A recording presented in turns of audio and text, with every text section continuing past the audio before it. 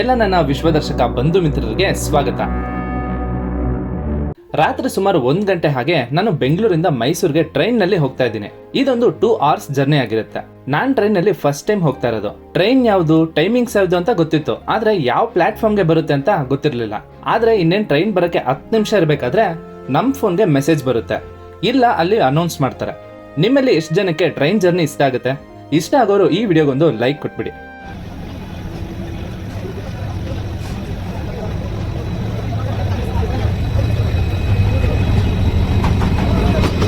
ಒಂದು 5-10 ನಿಮಿಷ ಹೆಚ್ಚು ಕಡಿಮೆ ನಮ್ ಟ್ರೈನ್ ಬಂತು.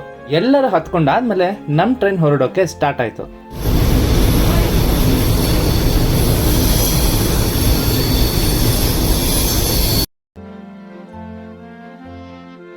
ಸುಮಾರು 3 ಗಂಟೆ ಹಾಗೆ ನಾವು ಮೈಸೂರಿಗೆ ಬಂದು ರೀಚ್ ಆದ್ವಿ. ನಾವು ಮೈಸೂರಿಗೆ ಯಾಕೆ ಬಂದಿದೀವಿ ಅಂತ ನಿಮ್ಗೆ ಇಷ್ಟೊತ್ತಾಗ್ಲೇ ಗೊತ್ತಾಗೋಗಿರುತ್ತೆ. ಮೈಸೂರು ದಸರಾ ನೋಡೋಕೆ ಜನ ಎಲ್ಲೆಲ್ಲಿಂದನೋ ಬರ್ತಾರೆ. ರಾತ್ರಿ ಬೆಳಿಗ್ಗೆ ಕಷ್ಟಪಟ್ಟು ಅಂಬಾರಿನ ನೋಡ್ತಾರೆ. ಮೈಸೂರು ಪ್ಯಾಲೇಸ್ನ ಲೈಟಿಂಗ್ಸ್ ಹಾಕಿದಾಗ ನೋಡೋ ಮಜಾನೇ ಬೇರೆ. ನಾವು ಇಷ್ಟು ಬೇಗ ಬಂದಿರೋದ್ರಿಂದ ಅಲ್ಲಿ ಜನ ಯಾರು ಜಾಸ್ತಿ ಇರಲಿಲ್ಲ. ಅದಕ್ಕೆ ಫಸ್ಟ್ ಪ್ಯಾಲೇಸ್ನ ನೋಡ್ಕೊಂಡು ಬರೋಣ ಅಂತ ಇಲ್ಲಿಗೆ ಬಂದ್ವಿ. ಲೈಟಿಂಗ್ಸ್ ಏನು ಹಾಕಿರ್ಲಿಲ್ಲ, ಆದ್ರೂ ನೋಡೋಕೆ ತುಂಬಾ ಅದ್ಭುತವಾಗಿತ್ತು. ಇನ್ನು ನಮಗೆ ಜಂಬೂ ಸವಾರಿ ನೋಡೋದಕ್ಕೆ ಬಹಳಷ್ಟು ಟೈಮ್ ಇದೆ. ಅಷ್ಟರೊಳಗೆ ಊರಲ್ಲಿ ಏನೇನಿದೆ ಎಲ್ಲ ನೋಡ್ಕೊಂಡ್ ಬರೋಣ. ಅಲ್ಲೇ ಬಸ್ ಸ್ಟಾಪ್ನಲ್ಲಿ ಸ್ವಲ್ಪ ಹೊತ್ತು ಕಾದ್ಮೇಲೆ ಬೆಳಕಾಯ್ತು.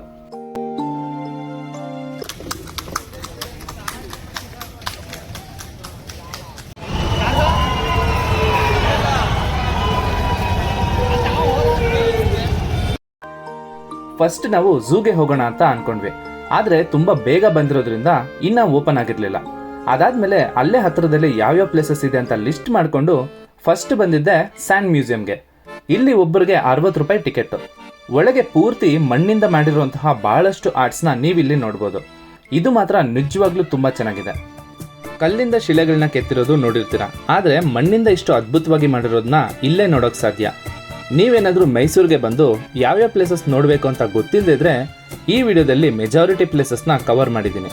ಈ ವಿಡಿಯೋದಲ್ಲಿ ತೋರಿಸಿರೋಂಥ ಪ್ಲೇಸಸ್ಗೆ ನೀವು ಹೋಗೋಕ್ಕಾದ್ರೆ ಮೈಸೂರಿನಲ್ಲಿ ನಿಮಗೆ ಒಂದೊಳ್ಳೆ ಮೆಮೊರಿ ಸಿಗುತ್ತೆ. ಹಾಗಾಗಿ ಈ ವಿಡಿಯೋನ ಕೊನೆವರೆಗೂ ನೋಡಿ.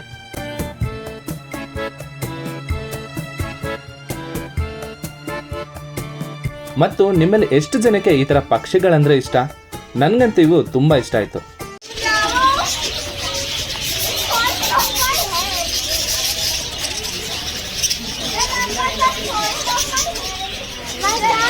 ಇಲ್ಲಿ ನೋಡ್ತಿರೋಂಥ ತುಪಾಕಿ ನಿಮ್ಮ ಎದುರಾಳಿನಲ್ಲ, ನಿಮ್ನೆ ಸಾಯಿಸುತ್ತೆ. ಯಾಕಂದ್ರೆ ಟ್ರಿಗರ್ ಹೊತ್ತಿದ್ರೆ ನಿಮ್ಗೆ ಶಾಕ್ ಹೊಡಿಯುತ್ತೆ. ಇದೇನ್ ಪೆನ್ನ ಗನ್ನ ಗೊತ್ತೇ ಆಗಿಲ್ಲ. ಇದಂತೂ ಪಕ್ಕಾ ಪೆನ್ನೆ, ಮಿಸೈಲ್ ಪೆನ್ ಅಂತೆ. ಇದರಲ್ಲಿ ಯಾವುದೇ ತಗೊಂಡ್ರು 100 ರೂಪೀಸೆ. ಮ್ಯೂಸಿಯಂ ಪಕ್ಕದಲ್ಲಿ ನಿಮಗೆ ವರ್ಲ್ಡ್ ಆಫ್ ಮೈಸೂರು ಪಾಕ್ ಅಂತ ಒಂದು ಸ್ವೀಟ್ ಶಾಪ್ ಇದೆ. ಇಲ್ಲಿ ನಿಮಗೆ different kind of Mysore pak ಸಿಗುತ್ತೆ. ಪ್ಲಸ್ ಸ್ಟೋರ್ ನೋಡೋಕಂತೂ ತುಂಬಾ ಕ್ಲಾಸಿಕ್ ಆಗಿತ್ತು. ಎಲ್ಲ ಮೈಸೂರು ಪಾಕ್ನು ಟೇಸ್ಟ್ ಮಾಡಿ ನಿಮ್ಗೆ ಯಾವ್ದು ಇಷ್ಟ ಆಗುತ್ತೋ ಅದನ್ನ ತಗೋಬಹುದು. ಇದು ಒಂದು ಪೀಸ್ ತಗೊಂಡ್ರೆ 50 to 60 ರೂಪೀಸ್ ಆಗುತ್ತೆ. ಯಾವ್ಯಾವ ತರ ಅಂದ್ರೆ ಲೈಕ್ ಕ್ಯಾರೆಟ್ ಮೈಸೂರು ಪಾಕ್, ಕಾಜು ಮೈಸೂರು ಪಾಕ್, ಮ್ಯಾಂಗೋ ಮೈಸೂರು ಪಾಕ್, ಅಂಜೀರ್ ಮೈಸೂರು ಪಾಕ್, ಇನ್ನ ಈ ತರ ಬೇರೆ ಬೇರೆದು ಇದೆ. ಇವೆಲ್ಲನೂ ಒಂದೊಂದು ಪೀಸ್ ಹಾಕಿ ಒಂದೇ ಬಾಕ್ಸ್ ನಲ್ಲಿ ಕೊಡ್ತಾರೆ. ನೀವು ಟೇಸ್ಟ್ ನೋಡಕ್ ಏನು ಚಾರ್ಜಸ್ ಇರಲ್ಲ. ಈ ತರ ಚಿಕ್ಕ ಪೀಸ್ ಒಂದು ಕೊಡ್ತಾರೆ. ನಿಮ್ಮಲ್ಲಿ ಎಷ್ಟು ಜನ ಈ ಶಾಪ್ಗೆ ಬಂದಿದ್ದೀರಾ, ಇಲ್ಲ ಬರಬೇಕು ಅಂತ ಅನ್ಕೊಂತ ಇದ್ದೀರಾ? ಹಾಗಾದ್ರೆ ಮೈಸೂರು ಪಾಕ್ನ ಇಷ್ಟಪಡುವಂತ ನಿಮ್ ಫ್ರೆಂಡ್ಸ್ ಅಂಡ್ ಫ್ಯಾಮಿಲಿಗೆ ಈ ವಿಡಿಯೋನ ಶೇರ್ ಮಾಡಿ. ಈ ಫುಲ್ ಬಾಕ್ಸ್ ಒಂದು 650 ರೂಪೀಸ್ ಆಯ್ತು. ಇಲ್ಲಿ ಒಳಗೆ ಪ್ರಿಪೇರ್ ಮಾಡೋದೆಲ್ಲ ಫುಲ್ ಟ್ರಾನ್ಸ್ಪರೆಂಟ್ ಆಗಿ ತೋರಿಸ್ತಾರೆ. ಒಳಗೆಲ್ಲ ತುಂಬಾ ನೀಟ್ ಅಂಡ್ ಕ್ಲೀನ್ ಆಗಿ ಮೈಂಟೈನ್ ಮಾಡಿದ್ರು. ಅದಾದ್ಮೇಲೆ ನಾವು ಹತ್ರದಲ್ಲೇ ಇನ್ನೊಂದು ಬ್ಯೂಟಿಫುಲ್ ಪ್ಲೇಸ್ ಇದೆ, ಇಲ್ಲಿಗೆ ಬಂದ್ವಿ. ಇಲ್ಲಿ ಕೂಡ ಒಬ್ರಿಗೆ 60 ರೂಪೀಸ್ ಟಿಕೆಟ್ ತಗೋತಾರೆ. ಇಲ್ಲಿನ ಸ್ಪೆಷಾಲಿಟಿ ಏನಂದ್ರೆ ಇಲ್ಲಿರೋ ಪ್ರತಿಯೊಂದು ಕಂಪ್ಲೀಟ್ ಆಗಿ ಸಮುದ್ರದಲ್ಲಿ ಸಿಗುವಂತಹ ಚಿಪ್ಪುಗಳಿಂದ ಮಾಡಿರೋದು.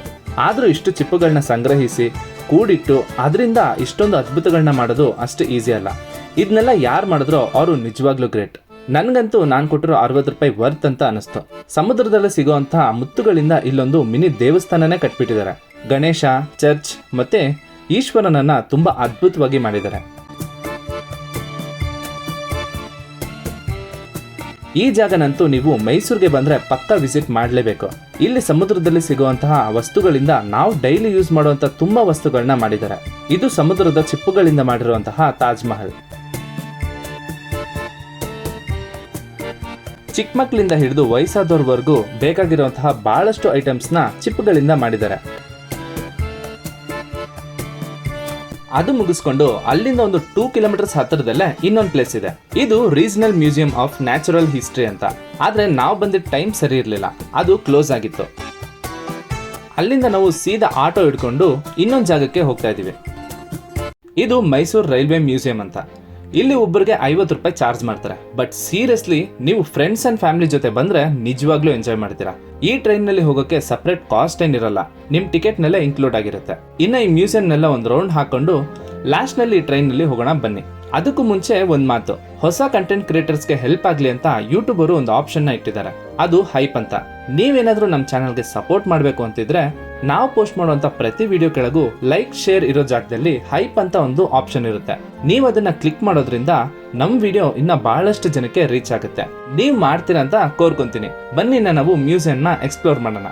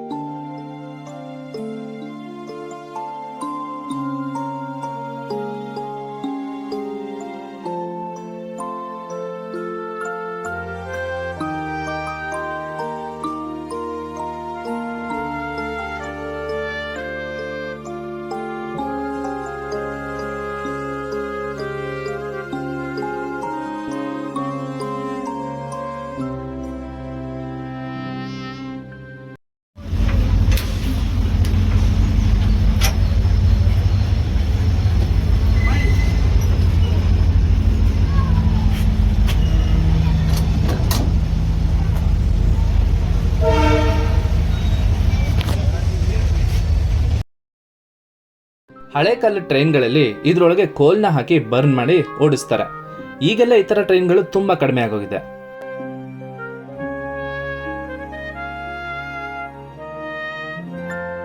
ಎಲ್ಲ ಟ್ರೈನ್ನಲ್ಲೂ ಲಾಸ್ಟ್ ಬೋಗಿನಲ್ಲಿ ಒಬ್ಬರೇ ಒಬ್ರು ಇರ್ತಾರಲ್ಲ, ಆ ಬೋಗಿ ಹೇಗಿರುತ್ತೆ ನೋಡಿ.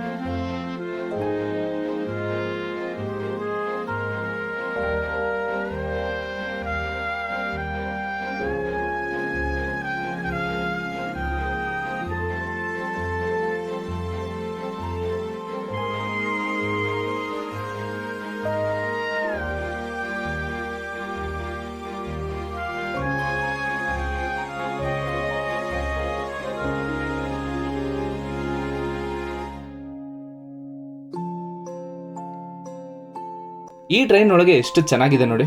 ಒಳಗೆ ಒಂದು ರೆಸ್ಟೋರೆಂಟ್ ಮಾಡ್ಬಿಟ್ಟಿದ್ದಾರೆ. ಇಲ್ಲಿ ಲೈಟ್ ಆಗಿ ಏನಾದ್ರು ತಿನ್ಕೊಂಡು ಅದಾದ್ಮೇಲೆ ಟ್ರೈನ್ ನಲ್ಲಿ ಒಂದು 2 ರೌಂಡ್ ಹಾಕೊಂಡು ಮೈಸೂರು ದಸರಾ ನೋಡೋಕೆ ಹೋಗ್ಬೇಕು ಅಂತ ಇದ್ದೆ. ನೋಡಿದ್ರೆ ಮಳೆ ಸ್ಟಾರ್ಟ್ ಆಗೋಯ್ತು.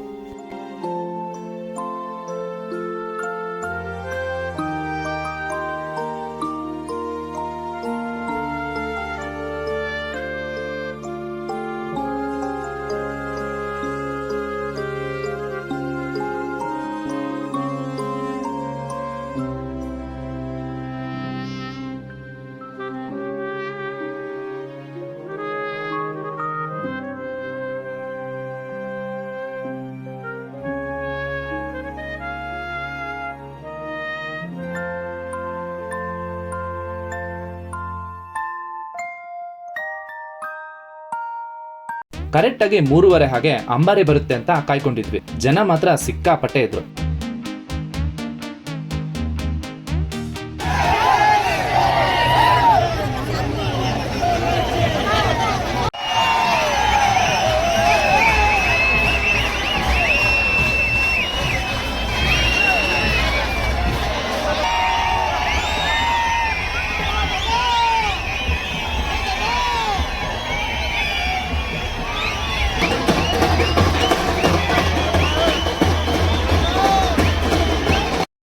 ಸುಮಾರು 2 ಗಂಟೆ ಆದ್ಮೇಲೆ ಫೈನಲಿ ಅಂಬಾರಿ ಮತ್ತೆ ಅಮ್ಮನವರ ದರ್ಶನ ಆಯ್ತು.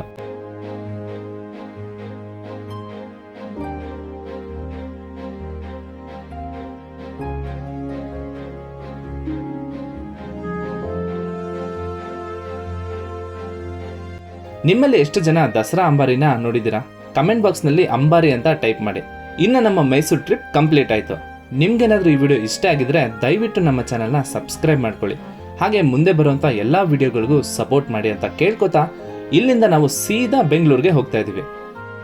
ಹೊರಡೋಕ್ಕೂ ಮುಂಚೆ ಇನ್ನೊಂದು ಪ್ಲೇಸ್ ಮಾತ್ರ ಬಾಕಿ ಇದೆ. ಅದೇ the famous Hanumanthu pulao. Taste ಮಾತ್ರ ಸೂಪರ್ ಆಗಿತ್ತು. ಅದಾದಮೇಲೆ ರೈಲ್ವೆ ಸ್ಟೇಷನ್ಗೆ ಹೋಗೋಣ ಅಂತ ನೋಡಿದ್ರೆ ಎಲ್ಲೆಲ್ಲೂ ಜನ. ದಸರಾ ಟೈಮ್ನಲ್ಲಿ ಮಾತ್ರ ಮೈಸೂರಿನಲ್ಲಿ ಇಷ್ಟು ಜನನ ನೋಡೋಕ್ಕೆ ಸಾಧ್ಯ. ಬೇರೆ ಬೇರೆ ರಾಜ್ಯಗಳಿಂದ ರಾಷ್ಟ್ರಗಳಿಂದ ಎಲ್ಲ ಜನ ಬಂದಿರ್ತಾರೆ. ಇದಾಗಿತ್ತು ಇವತ್ತಿನ ವಿಡಿಯೋ. ಮುಂದಿನ ವಿಡಿಯೋದಲ್ಲಿ ಸಿಗೋಣ. ಅಲ್ಲಿವರೆಗೂ ಜೋಪಾನ.